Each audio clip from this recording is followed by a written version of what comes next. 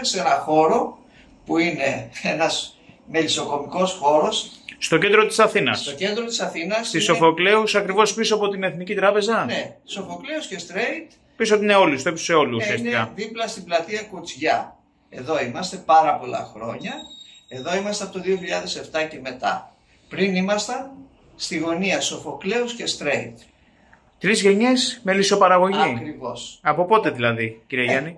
Γιάννης Γιώργος. Γιώργος, ζητώ με συγγνώμη, Γιώργος Μάλια, σωστά. Μάλιος. Γιώργος, η καταγωγή είναι από τη Ρετίνα Καρδίτσης. Ωραία. Ο πατέρας μου ήταν από εκεί, ο παππούς μου είχαν μελίσια, είχαν τα πάντα. Διότι σε ένα χωριό της εποχής εκείνης έπρεπε να έχεις τα πάντα.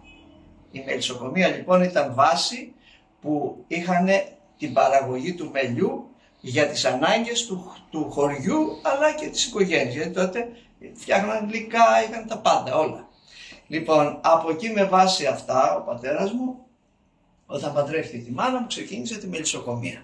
Και εδώ βλέπουμε διάφορους τύπους μελιού. Υπάρχουν διάφορα μέλια, εδώ είναι συγκεκριμένα είναι ποικιλία και θυμάρι, είναι μέλι με κερίθρα, διότι η κερίθρα είναι η φυσική αίσθηση του μελιού, το κόβουμε, το μασάμε και το καταπίνουμε.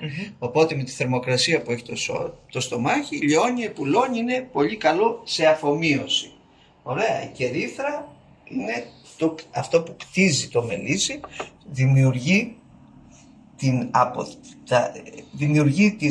δηλαδή η κερίθρα έχει τα εξάγωνα, είναι τα τέλεια εξάγωνα. Εδώ ανανεώνεται ο πληθυσμός, γεννάει η βασίλισσα, τα τροφοδοτούν, ανανεώνεται και βγαίνει η καινούργια μέλισσα. Και εδώ είναι πολύ υγιεινό για τον οργανισμό μας. Βεβαίως, έχει πάρα πολύ καλή αφομοίωση. Τώρα από εκεί και μετά αυτό είναι το λεγόμενο θυμάρι, έτσι, θυμάρι και λουλούδι, διότι στο Πήλιο είναι η βάση που είμαστε με το γιο μου, τον Αντώνη τον Μάλιο, και ασχολούμαστε με τη μελισσοκομεία. Δεν έχει σκέτο θυμάρι, άλλωστε είναι πάρα πολύ δύσκολο. Στα νησιά βγαίνει πολύ λίγο και αυτό είναι γι' αυτό και πολύ ακριβό. Τώρα από εκεί και μετά υπάρχουν και άλλα μέλια, όπως είναι το ρίκι. Το ρίκι με το που βγαίνει κρυσταλλώνει αμέσως. Η αιτία που κρυσταλλώνει το μέλι είναι η γύριση των ανθέων. Ωραία. Λοιπόν, το σίδηρο που έχει το ρίκι είναι πολύ καλό και αφομοιώσιμο. Τώρα το ρίκι είναι αυτό συγκεκριμένα. Να το δούμε. Μάλιστα. Οπότε άμα δει ο κόσμος ότι κρυσταλλώνει, παγώνει το μέλι. Αποδεικνύει τη γνησιότητά του, το κάνουμε λίγο μπεν μαρί και επανέρχεται. Ωραία. Τώρα υπάρχουν και άλλα είδη μελιού, όπως το πορτοκάλι, το οποίο όμως εμείς το πάμε στο Άργος. Το πορτοκάλι δηλαδή τι είναι, από πού βγαίνει? Είναι το μέλι της πορτοκαλιάς. Από τους ανθούς πορτοκαλιές. Της πορτοκαλιάς πηγαίνουν τα μελίσια και τα μελίσια γεμίζουν με πορτοκάλι.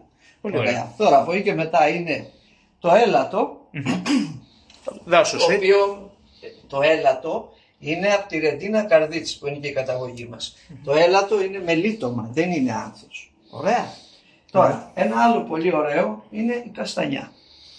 Η καστανιά ανθίζει τον Ιούνιο περίπου μήνα.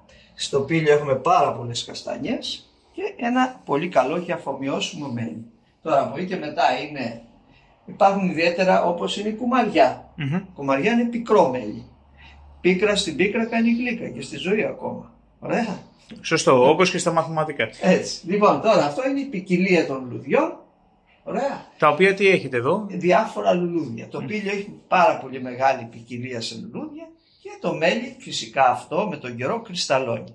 Εκεί είναι η μητέρα πάνω? Η μητέρα μου ήταν πολύ δυναμική, ήταν πολύ καλή μελισσοκόμος για χρόνια και ήταν μια φανταστική εμπόρισα. Το όνομα? Ευδοξία μάλλον. Ευδοξία. Κοιτάξτε, και μελισσοκομεία εδώ, διότι τα κοφίνια είναι της Μακεδονίας. Όπως είναι αυτό παράδειγμα. Αυτό είναι ένα κοφίνι, μια αρχαία κυψέλη. Στην Μακεδονία ήταν τα κοφίνια. Σε εμάς στη Στερεά, στη Θεσσαλία, ήταν τα λεγόμενα κουβούλια. Ωραία. Λοιπόν, και στα νησιά ήταν πύληνα λόγω θερμοκρασίας. Τώρα πλέον η μελισσοκομεία είναι σε κυψέλες ευρωπαϊκές και έχει βελτιωθεί πάρα πολύ. Ο νεοέλληνας έχει στην κουλτούρα του το μέλι? Το θέμα της κατανάλωσης απαιτεί μια ποιότητα ζωής που αν την ακολουθούμε και όπως έχουμε βάσει τη μεσογειακή διατροφή, σίγουρα την ακολουθεί. όχι σε μέγιστο βαθμό, αλλά προς τα εκεί είναι μια ωραία καλή λύση. Ποιο μέλι προτιμάει ο κόσμος? Το πιο ευχάριστο που είναι το θυμάρι. Αλλά υπάρχει και το ρίκι που έχει δύναμη, είναι από αυτούς που ξέρουν όμως. Λίγοι το γνωρίζουν, λίγοι το κυνηγάνε. Και ευκαιρία να το μάθουν και οι πιο πολλοί. Πώς μου είπατε ότι το επαναφέρει στη... Μπεν Μαρί το κάνουμε, ανοίγουμε το καπάκι, το βάζουμε σε μια καζαρόλιτσα με κρύο νερό μέχρι τη μέση και μετά λίγο στη θερμοκρασία. Αυτό επανέρχεται και γίνεται κανονικό. Αυτή είναι η λύση. Πολύ ωραία. Μου δείξατε πριν φωτογραφίες εδώ. Είναι το 1935. Για να δείξουμε ότι η οικογένεια είναι... 4 γενιές τώρα και με το γιο μου. Εδώ είναι το καλύβι. Έξω από τη Ρεντίνα Καρδίτσης υπήρχαν τα λεγόμενα καλύβια που αυτοί που μέναν στο χωριό, αλλά οι καλλιέργειές τους ήταν έξω από το χωριό. Το καλύβι, το λεγόμενο συγκεκριμένο, που εκεί είχε μελίσια παλιά. Ωραία. Ωραία.